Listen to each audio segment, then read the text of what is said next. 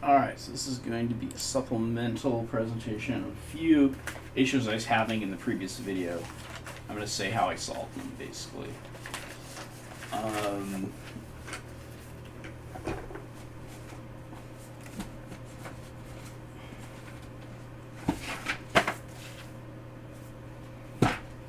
So, first issue is getting the bash RC correct. .bash RC.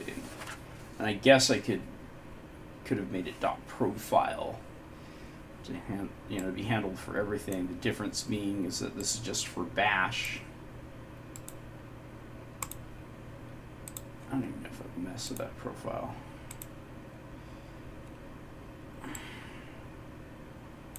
I've added this terminal here. I think the profile affects all of them. That one is not actually necessary. You can do it to .profile if you want.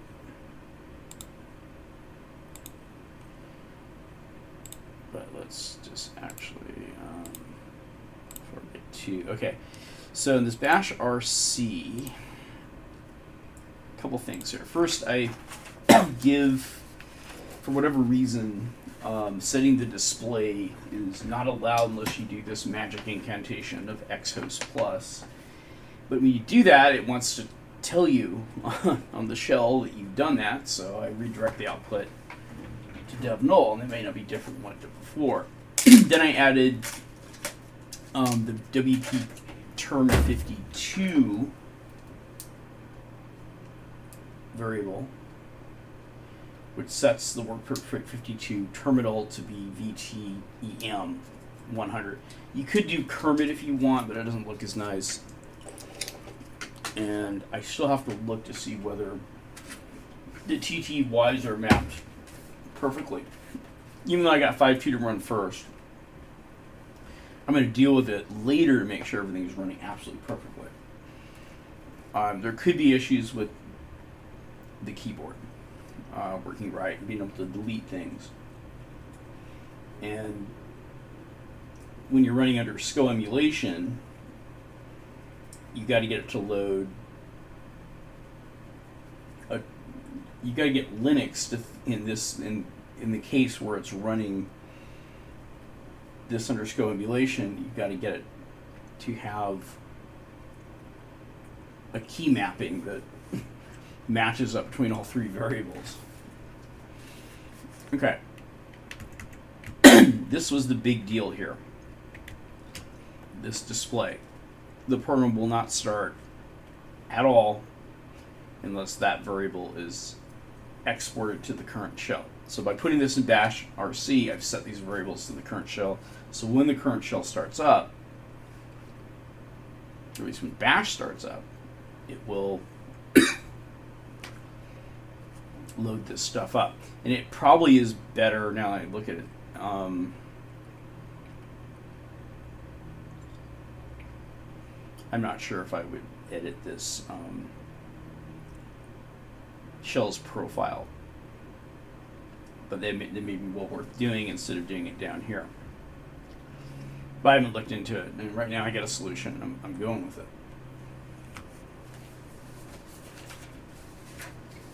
The next thing that was resolved that I didn't mention on the last, and there'll be some details I guess I'll go into, because I told you, oh, I copied this and copied that, but I don't know if I actually looked at those files. Actually, so let's do that. Next thing I'll look at is getting this thing to launch is kind of important, and it took a while of trial and error for me to get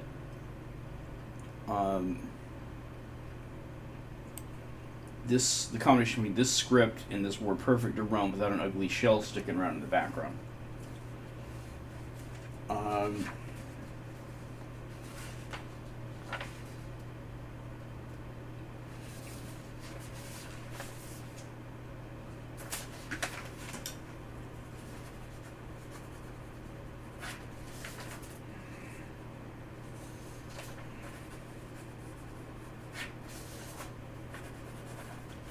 actually take some notes. Okay. So, let's go over this for a second. It's going to look a bit strange, but basically what happens here is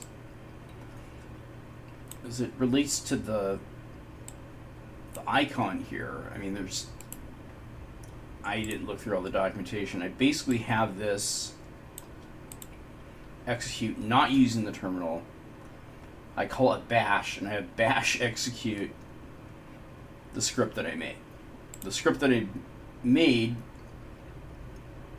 again, sets the X host. Lets everybody be able to change the display variable here, and I export it.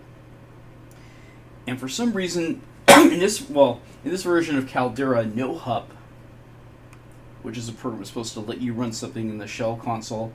Then when you close the shell console, the program will remain running. It wasn't acting the way I wanted it to. It would still keep the shell open. That's because there's a very old version of no hup in here, and it's actually just a shell script, a very simple shell script.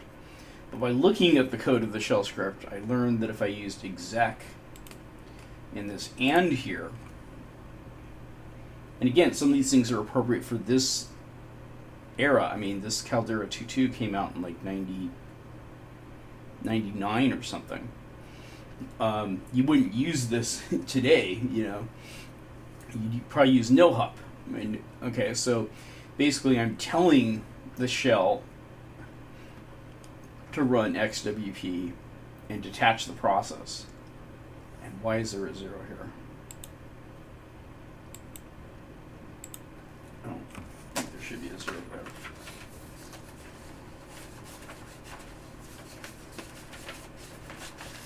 But I'm positive. I don't remember writing a 0 there, so.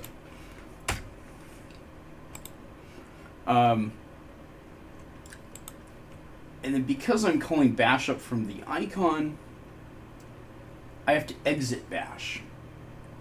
Okay, there's still this weird. I'm basically doing what no hup's trying to do, but I had to really figure it out. So when I exit the bash terminal, I'm back in the original terminal, and then I do exit from that. Bash apparently can handle no hup or no hup like actions, but not the KVT in this case, the K virtual terminal, this version that I'm using.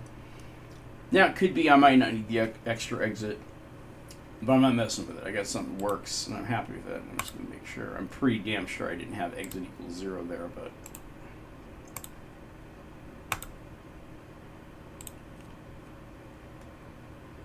there it goes. So I don't have a dangling shell terminal running anywhere, which was part of what we wanted to do. Now, in the first video, I talked about the modules. You don't have to change etc. default at all. The way I get the modules to load up is through using the RC system and editing the RC local file. The RC system is a system that takes control of the system just after the kernel does and starts your services. At least this is the way it was in the old days. Right now, systemd takes care of this. This file here, RC local, I added these two lines here, mod probe IBCS, to get it to load up, and to insert the module dev trace, because apparently insmod wasn't working. Maybe if I did a dep mod, then I'd be able to mod probe. I don't know. I haven't tried it. That works. I'm happy with it. Then there was this annoying message that would come up when you try to start WordPerfect 52. And it would say, can't set the locales. And what I was trying, let's see if I can look and see at this bash RC actually. If I comment these two things out,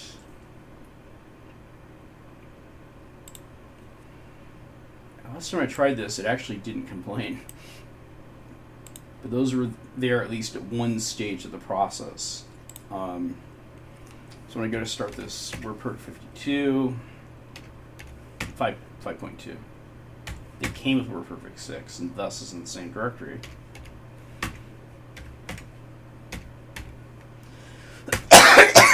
Oh, no complaints. I'll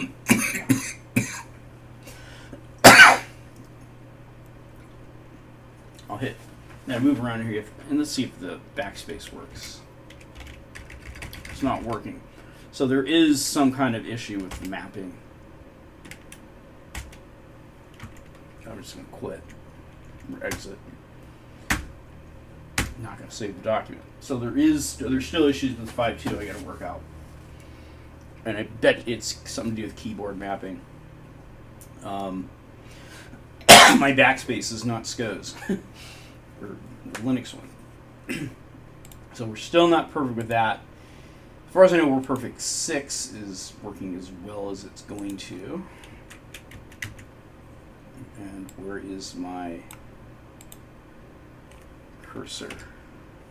Or if I lost it?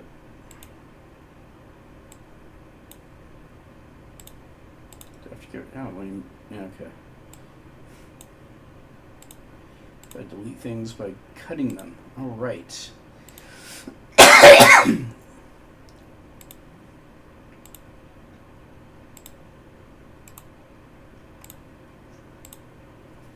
So let's go and look and see how those modules got loaded and what I actually did. Oh no, I already did that part. It's the languages that used to come up. In fact, what I will do is I'll go into, not that, I'll go into etc. And I didn't go over the devices though, so I will. This lang, I just rename this like one lang for now. Go up there.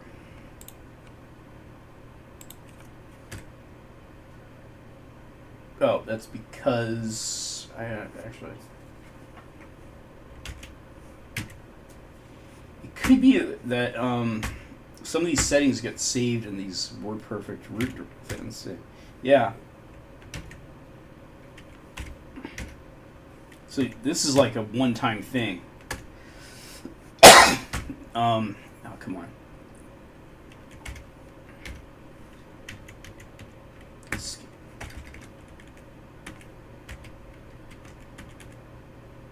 Okay, F7. F8. Can I get out of here, please?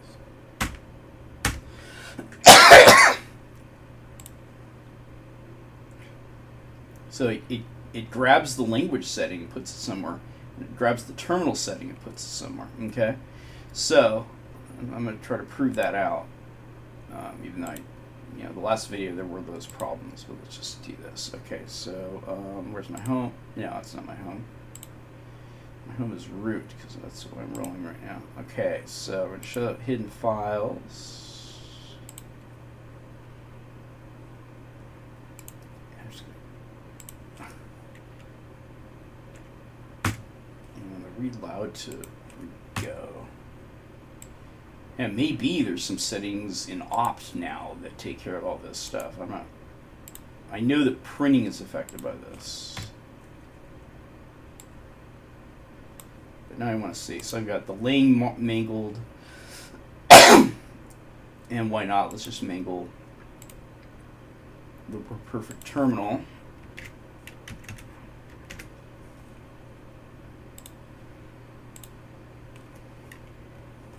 And we are going to restart this shell.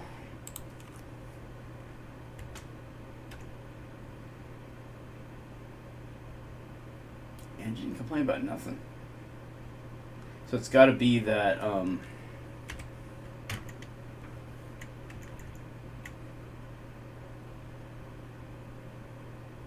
I haven't dealt with setting up printers into this. All right. So these files here actually, and these settings are, except the X host, kind of like one-time things. And these two,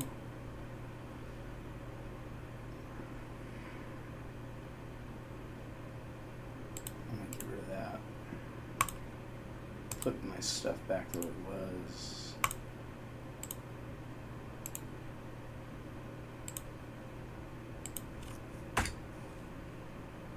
Because WP6 kind of relies on that. Well, I wasn't able to really show it, but that's what it is. You might get some errors, and if you get those errors, those were the solutions to the errors. All right, let's go to the etc. directory because this is going to be important. This was a source of frustration for a lot of people, and this isn't a problem anymore except for the first time you start, and when you're trying to install. You'll get error messages unless you have it look like this. And why is there an extra character there?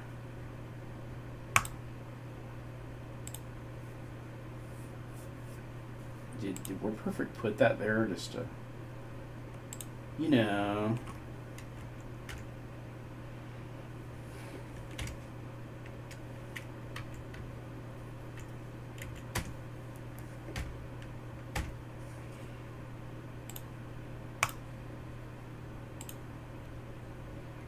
Okay, whatever. Anyway, that is the way it's supposed to be. Then I had to make, what I have loaded automatically is this,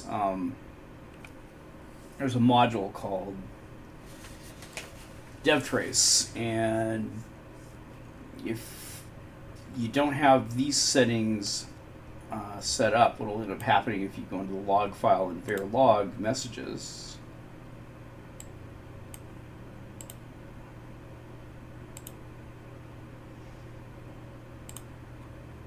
there will be some kind of message about bin format. I don't know if I can have this.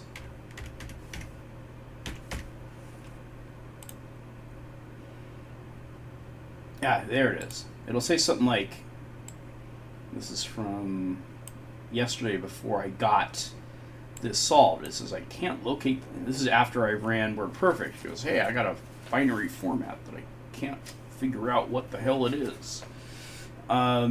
Later on, down here towards the end, actually I'm just going to keep searching for that. Still, that's the second one.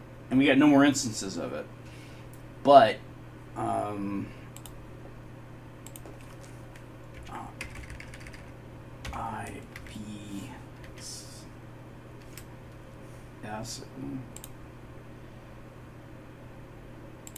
we'll say, hey, I'm a module and I've been registered. I'm a device character. Where's my next one?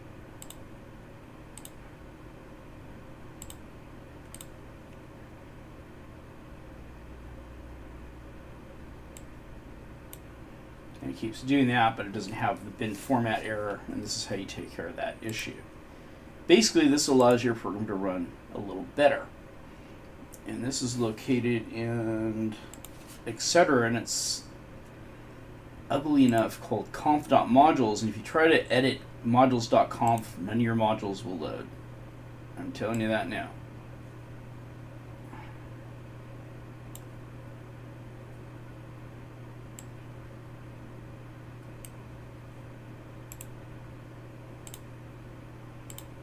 Tell I had some trial and error with that. Basically, it's got to have this alias, this stuff, and if you want to pause it, you can. Basically, some of the stuff was stock.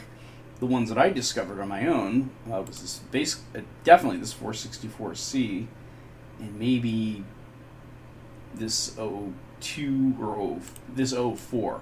These last two are the ones I discovered on my own. These other ones were kind of already known and on a SUSE Linux post that I found from a while back.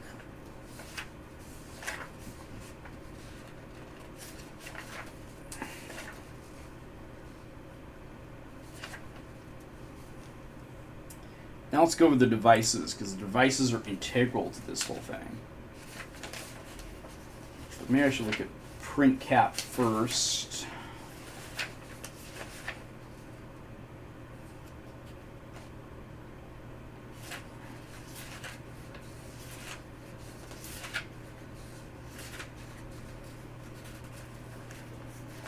I'm pretty sure I got some stuff in here twice.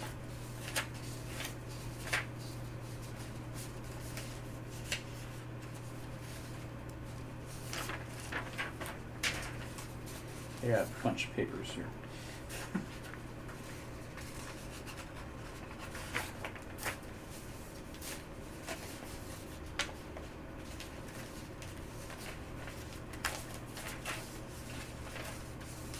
Now, let's sort this out later. Okay. So the comp modules I took care of.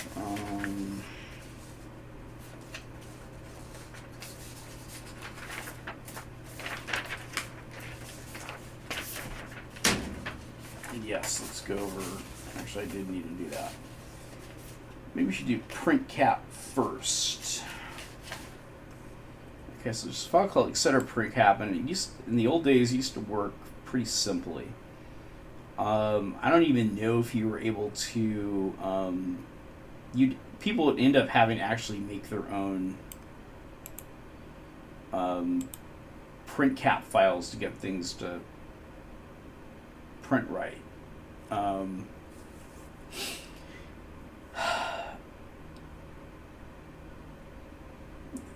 Anyway, there's a bunch of weird looking incantations, but basically we have something like this.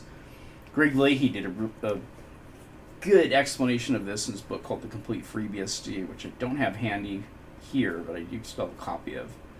He was in the Linux SA mailing group, and he was very helpful. I bought his book. It was a good book. Very, very good book, actually. And it's kind of book to read even if you aren't really going to get into FreeBSD. It does a lot of advanced and old-time stuff. It's maybe an intermediate kind of thing. This is what it looks like, and I basically copy the damn thing in. The earlier version of Caldera was able to come up with a printer, and basically if you, this just says where the damn thing is and what its queue is called, and this is what to do, and I don't know what MX is, I don't know what SH is, I don't know why these slashes are here, but hey, it works and I'm happy with it, and if you need to reproduce it, all you need to reproduce is the stuff from here to there. Although I actually do plan on putting up the CDs onto the CD images up somewhere linked to my video. Now let's go to the make devs, because this is one of the more complicated things. I mean, again, to get this application that was compiled and written for SCO to run in Linux, it had to be a binary compatibility layer had to be installed, and that layer is the IBCS module, and and that's really it in this case at this stage. The dev trace modules there, that's useful to let you know if you need to add any binary formats to that conf.modules file. And I'm going to say that the conf.modules file wasn't even really documented until someone at SUSE Linux came up with that, posted that somewhere on a page as a support issue when kernel 2.4 was out. But that was appropriate and applicable way back in the 2.2 and maybe even the 2.0 era of the whole thing. The export 127.001:0.0 was never mentioned specifically for IBCS anywhere. It did come up as one suggestion for someone trying to do SSH on a question about how they would be able to export the display at some early stage of Linux's use. I got that through trial and error.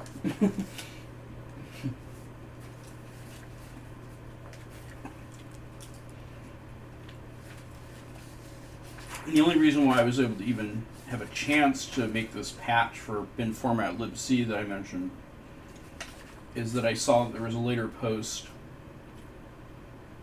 or a patch that was submitted in 2000,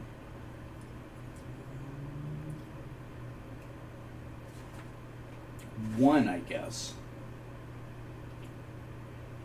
August 10th, in which basically some guy named Mario Tassinari said I have a minor change, and basically he added the n to that variable at that time, and eventually the n will be necessary because some of the kernel code has the n for let's see if I can find this thing. It's actually in my what I'm talking about here.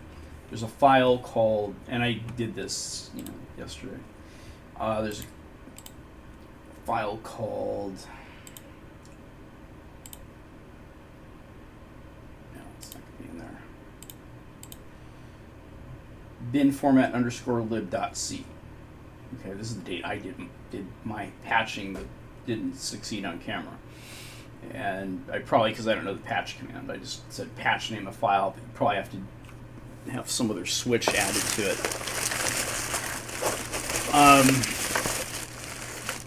Like patch -p, I don't know, who knows. Anyway, this n here is what I'm talking about. That dude's one fix was accepted into the project overall, but all right. Let's go to the devs thing, because that's the other major important part. These other things are minor things. If you get the program to run, that's half the battle. Because you have a program that was made to run in a different environment. Even if you have the binary compatibility, it's got to be able to find stuff it's looking for, like some instruction from the locale file that it expects to find, etc. default. And if it doesn't find it, it'll keep complaining about that. Once it finds it, it does something somewhere, and it's all done. That actually probably should have been part of the install process, but who am I to complain? I'm only a customer. Corel's. I bought the product. So. Make devs are basically, all I know is that the damn thing works right. At least in kernel 2.2. Some of the earliest people who are working on this posted about it.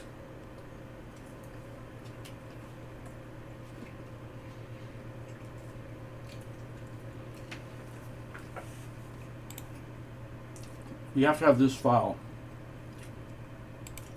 You got to put it in the right place. And I'm going to mention this. By the time kernel 2.6 is out, at least in SUSE 11.3,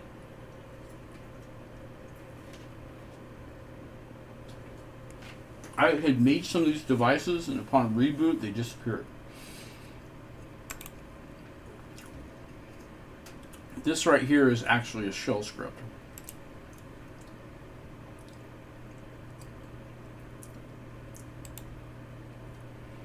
And also, where I have a working version here, this XOR, it's actually a symbolic link to what? Doesn't even say.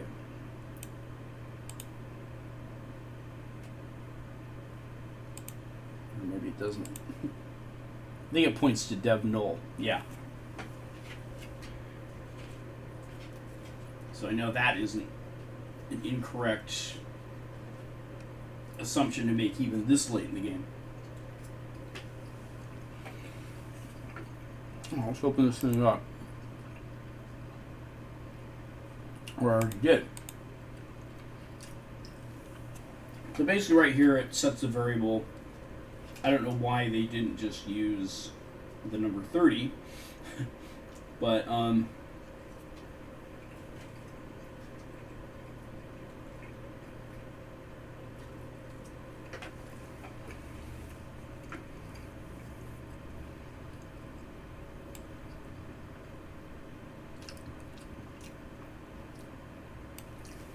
basically what this does is it removes a couple devices and then it remakes them if they're there already. Now, those devices, so SOCSys is some kind of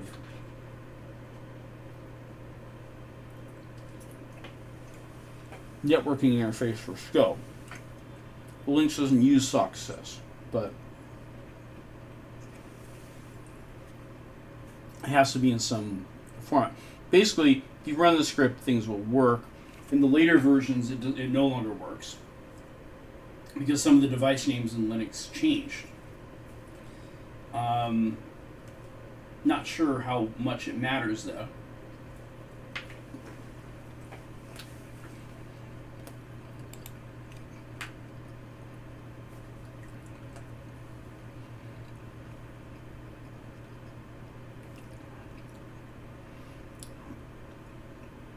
So it removes SPX and XOR, it makes an SPX, and it links to XOR, which right now I have that linked to dev null and it works just fine. And I probably should change that. That's what I have here. So the script would do something a little bit different than what some people were saying in the very sparse documentation from the earliest days of this project.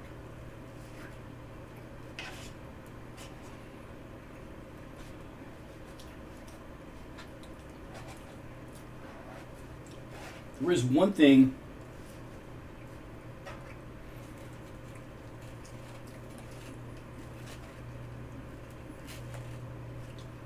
it is kind of sad when I get into all this stuff.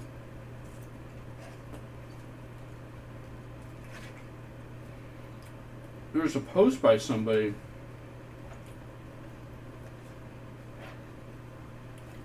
who had the exact problem that I did. Can't open the display.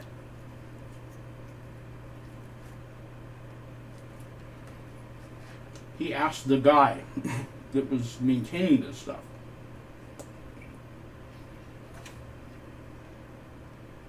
Described the problem, and the guy maintaining the stuff said, "Oh, read the documentation."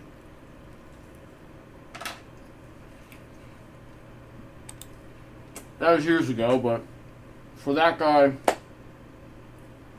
there's your solution. There's been times in the open source world I've seen people ask questions, go and answer for fucking years. And later on I'll have the answer later on, you know.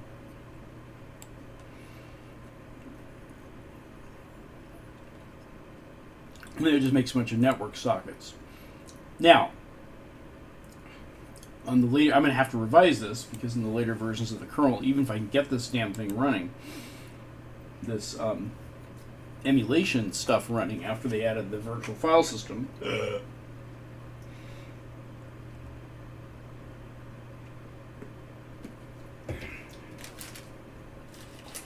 I think includes Fuse or something like that.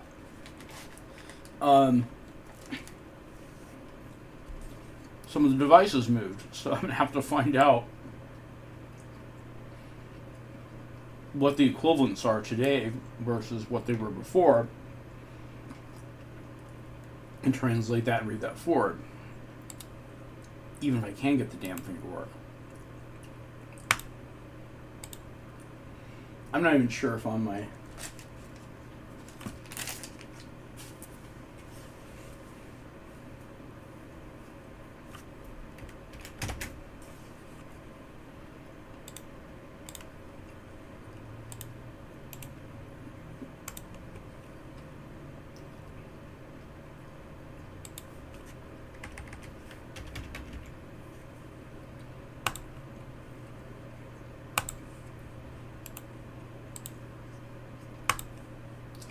instead of remaking that,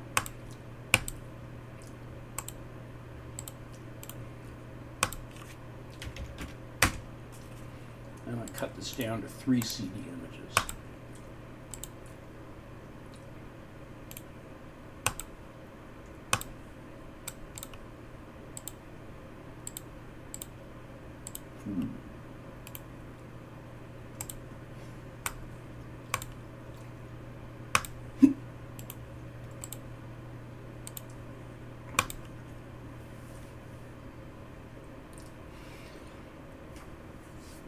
as far as the source is concerned,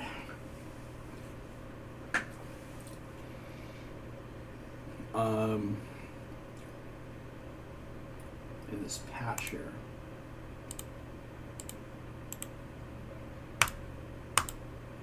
I might as well just patch it.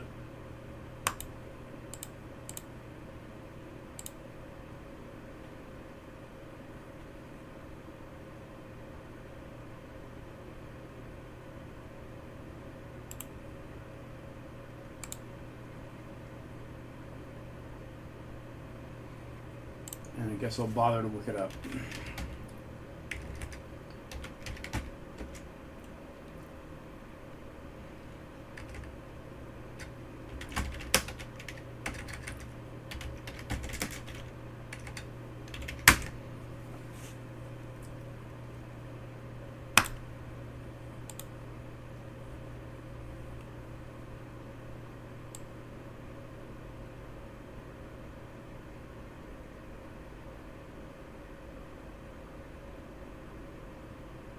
Patch.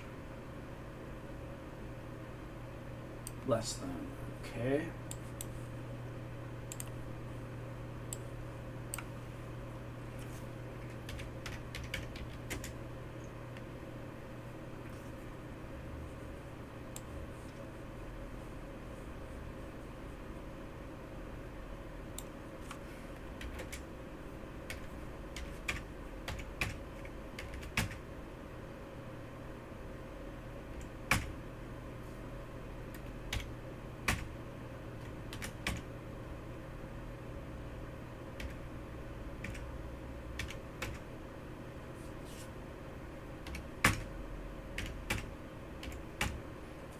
Yeah, I should have done this before. All right, let's take a look and see what the size of this thing is.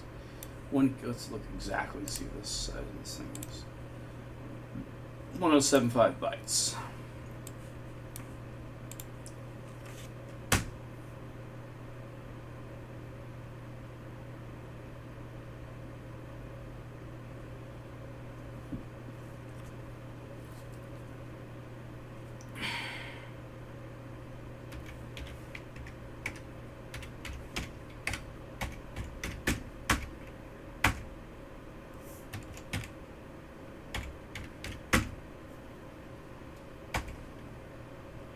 Intelligent button.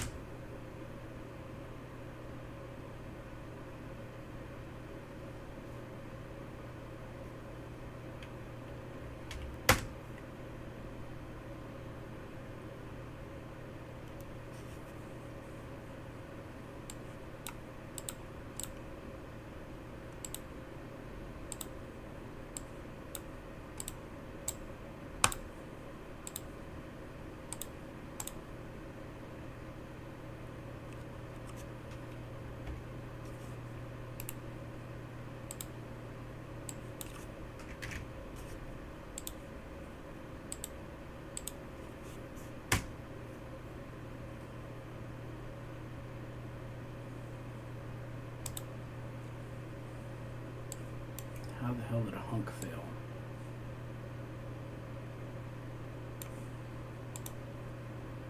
The whole damn thing failed. Okay. And maybe it's because I've already had the chain upgrade.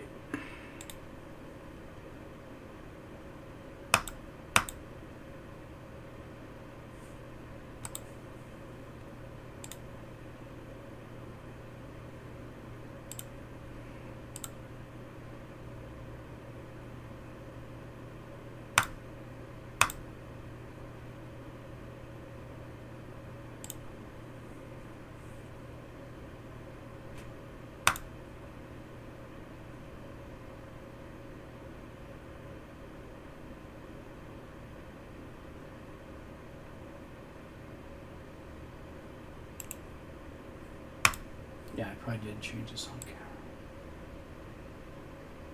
No, I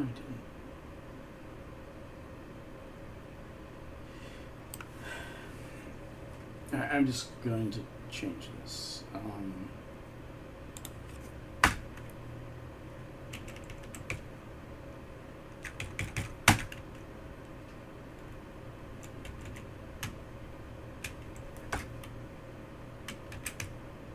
But I'm not even going to make anybody compile this shit.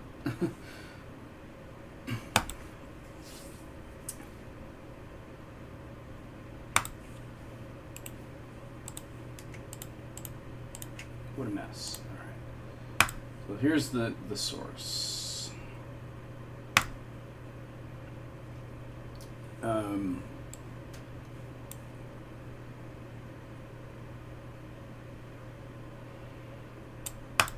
And it's just going to be in number 4 there. So I'm not going to have a patch thing. So we do number 3 and number 4.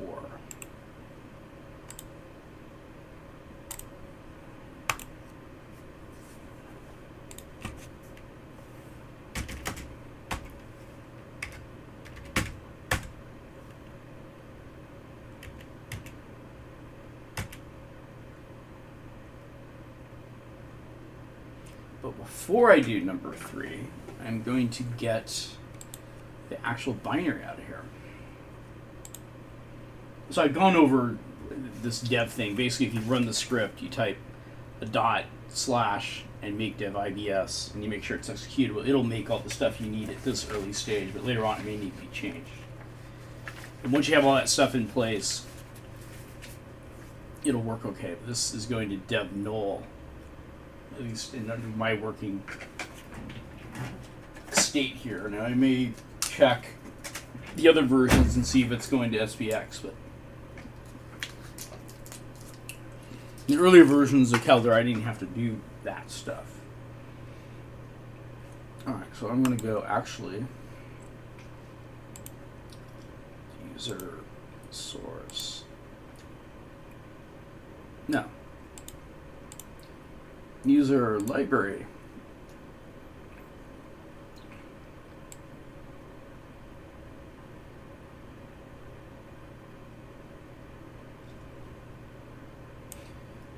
I think it's just library. Modules. 225. Miscellaneous, and we have our IBCS. And our dev trace is looking awfully weird. Okay.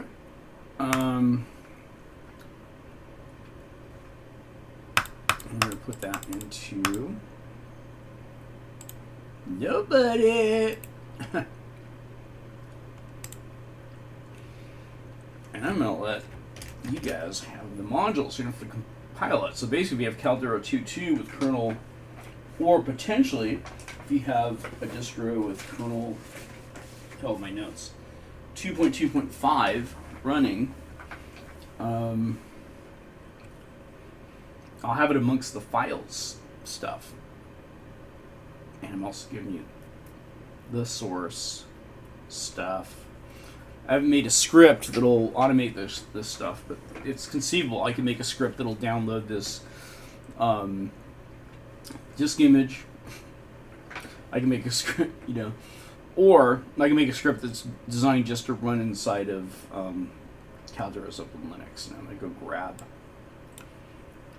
This nobody is where my sandwich arrow is.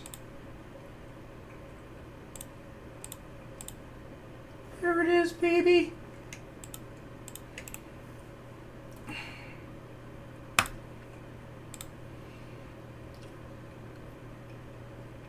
And one would think that should be executable.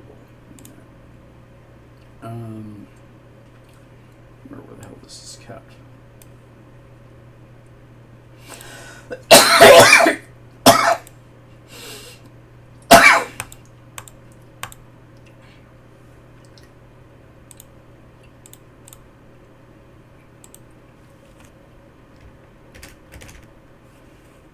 going to put it under lab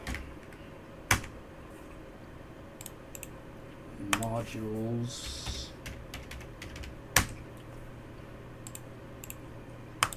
2.2.5 MISC. I didn't patch this kernel, didn't update this kernel, didn't do nothing with it. Let me check the permissions on this.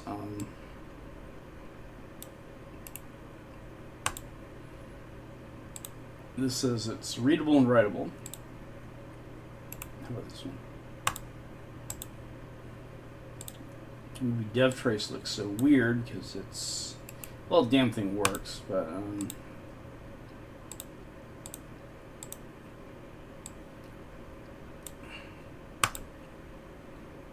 now it looks right. So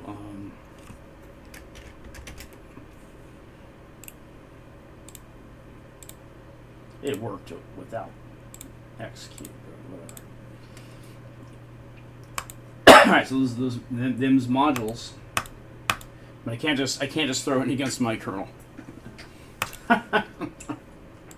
Goes under Linux 2.2.5. Okay, so I'm gonna make a files one here. I think I'll make a new source one.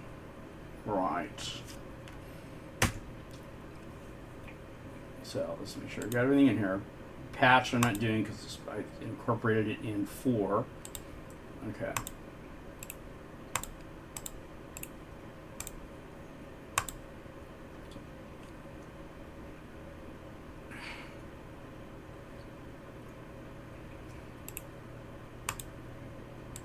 Copy the name because I'm lazy today.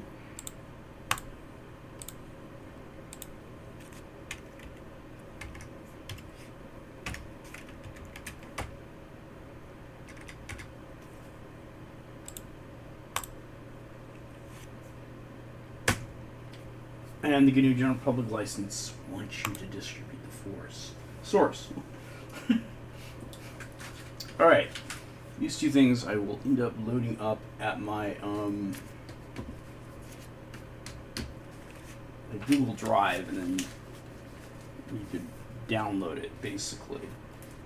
You just have to mount CD image, and that's very useful for virtual machines. I don't imagine anybody's going to be installing Caldera 2.2 against actual metal, against actual hardware. And if you need instructions how to do that, or how I got the rest of WordPerfect set up, look at the the original, the first video I did. But guess what we're going to try to do now? We're going to try to see if I can clone this thing, and if I can install open Caldera's 3.0 and see how far I can get with that little exercise. I might as well just do that.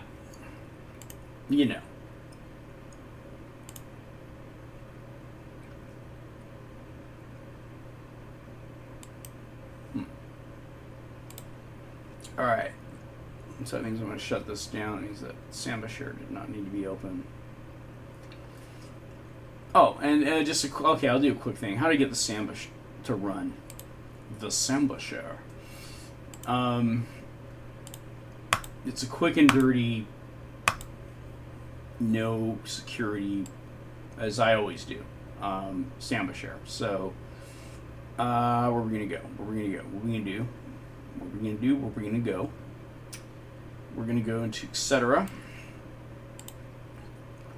I installed all the packages, so, if you want to only install some packages because you like to make your life difficult, install Samba now.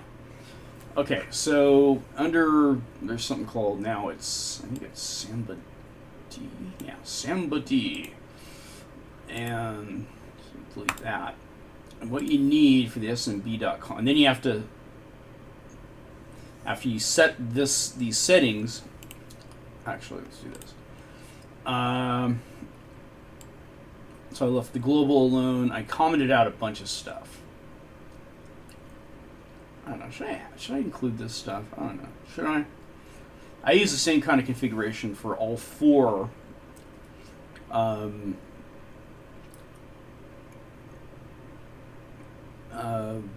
calderas, of which the first three I haven't even done a video for. This little semicolon means that it's commented out.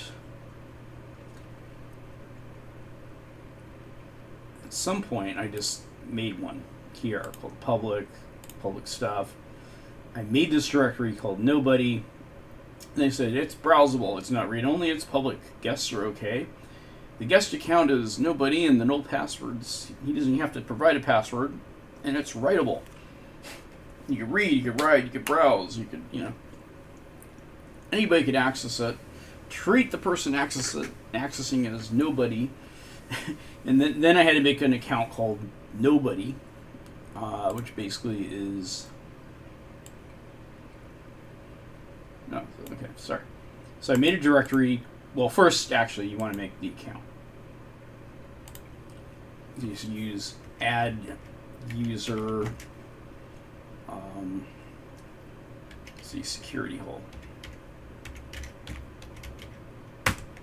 It says, don't forget to set the passwords, and I decided I'm going to forget about that. And actually, I don't want a password, because I'm just doing this so I have a quick access. I want things to work out of the box, and you want to turn stuff off and security harden them, go ahead. But that's kind of one thing Unix gets backwards. Is everything you have to kick and scratch and fight through it to get things turned on, and then you might find out there's a bug, or you might find out you didn't enable something, and that's why it's not working. And sometimes one issue could, when the developer of the software for this ABI tells another person to read the facts when the answer was not in the facts about how to get the display to run, you got a problem. Okay. The next thing I need to do is I need to make a directory called security hole. And then I gotta make the owner of that security hole, the directory, sorry.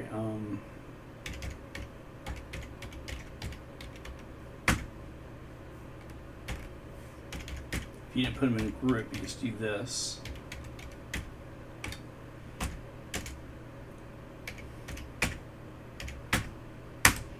Then I just change the mode. Everybody can do whatever the fuck they want. Why? Because I'm not out on the internet. I'm just doing this in my own private office, so there's no one sending packet storms at me. Okay, so now that thing has all the permissions, actually, let's add another share. Why not? Let's do this quickly. No, it is going to hold me up, and I may be in for a challenge with the other one. Okay, let's go to SMB. Oh, sorry, Samba, and let's and the examples are always half-assed and never really all that well. All right, so let's go down here. Okay, we got what do we got? What do we got?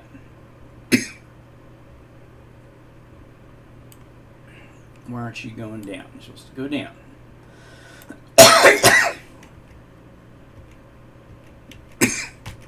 So I'm basically going to do a copy-paste job on the one that I'm actually using, which is here. And tell you a little bit about this. Let me tell you a little bit about this business. Alright, then we're going to just paste that sumbitch right there. Now, of course, the path is not going to be nobody, it's going to be security wall.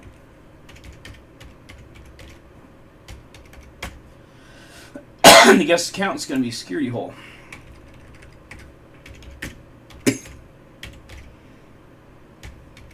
And then I got to make this a different name than public because I already have public.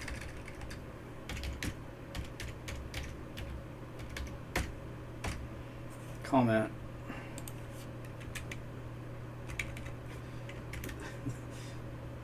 A comment to freak out anybody that might happen to see this. Black hats. Black hats, welcome to my honey pot. Now I'm gonna do that one. All right, no one's ever gonna see it, and it's hardly ever gonna run. So now, what do? Is it just gonna, because I changed that, gonna work now? No, I gotta redo SMBD. So when you first start it, you do SMBD start. So I already have an SMBD going. I'm gonna do restart. That is ingenious, isn't it?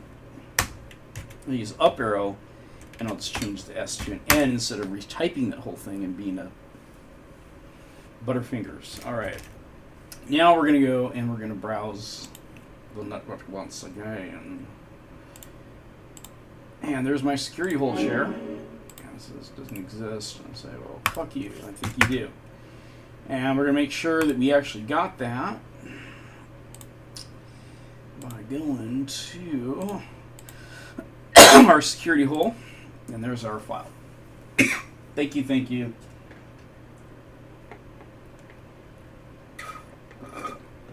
And the reason why it's coming up as an executable,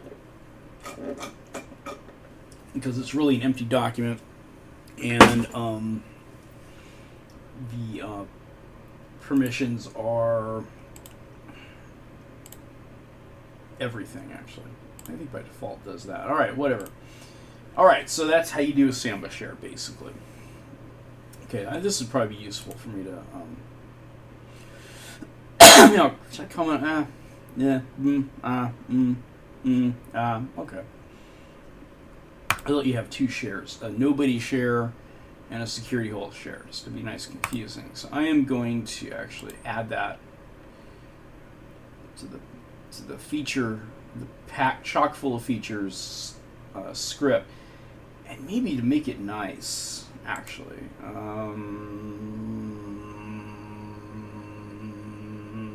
We'll test this out. We're going to add a service. Why not? Okay, let's do this. Etc. RCD. That makes stuff run, right? RC local makes stuff run. And we get to add our stuff ourselves. We're going to put here SMBD start. Oh, not with that. NMBD start. And guess what's going to start? I wonder if I could make it. I could look at some other example and see what.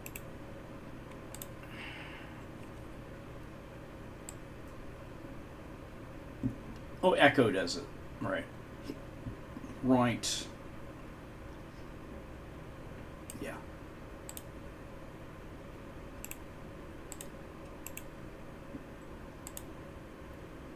I could have put these two modules there, but you know, I'm too good for that. Okay.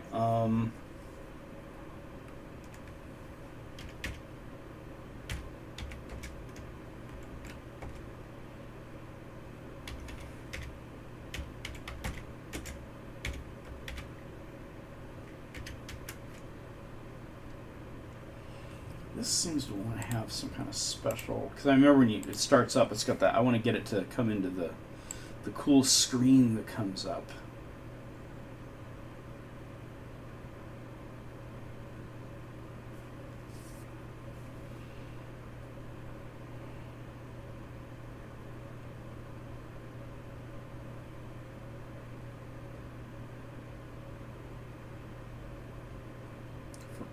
Cat module list, which is probably defaults, all right? Oh, I don't need to be fancy. Don't need to be fancy. In fact, you know, I'm not gonna do this. I don't want to mod my. Just forget it. All right. Yeah, I'll just give up. All right. Well, I didn't give up. I just don't want to bug with it. And what the hell happened? Now, do I have two of these? Yes. Open. This is the one I want to have saved.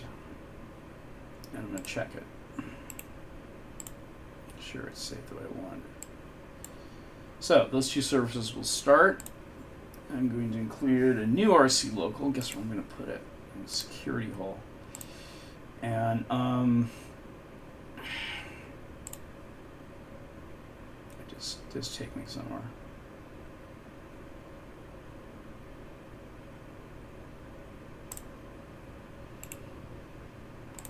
And I'm gonna redo the CD once again. It just gives. I could do this all day, so I gotta move on. I mean, this is a pretty nice little hookup we have here.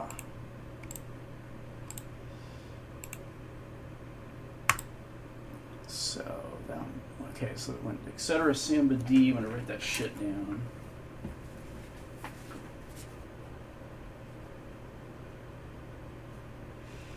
Dot D, and then we have this one too, etc. RCD. That's what used to work, and Slackware I think still does this kind of stuff because they're slackers. Slackers. I'm not shutting down yet because I need to access the share. Did I copy that in? If I didn't copy that in, that would be a Saturday. I don't know. Yeah, they're still there. That's where it is. All right. Oh, what a surprise.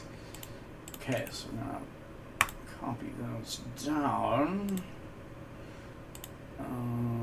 There. So we got etc. Let's see, in the folder called Samba AMPA.D.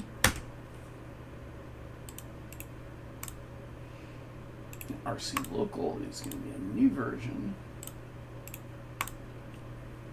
I'll write that son of a bitch. I'm going to write this thing right here. And go.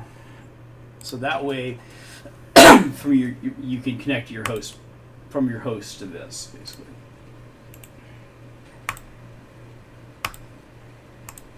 All right, time to remake the CD images, which are really quick. In fact, I probably, if there's a problem,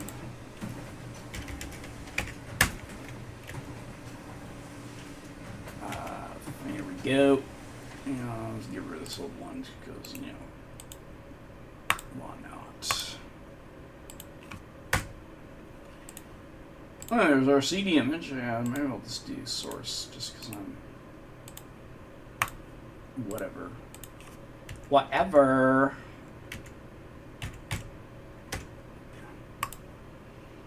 There it is. And we'll just make sure we got stuff in there. We got stuff in there. Yeah, we got a bunch of stuff in there. Isn't that sweet?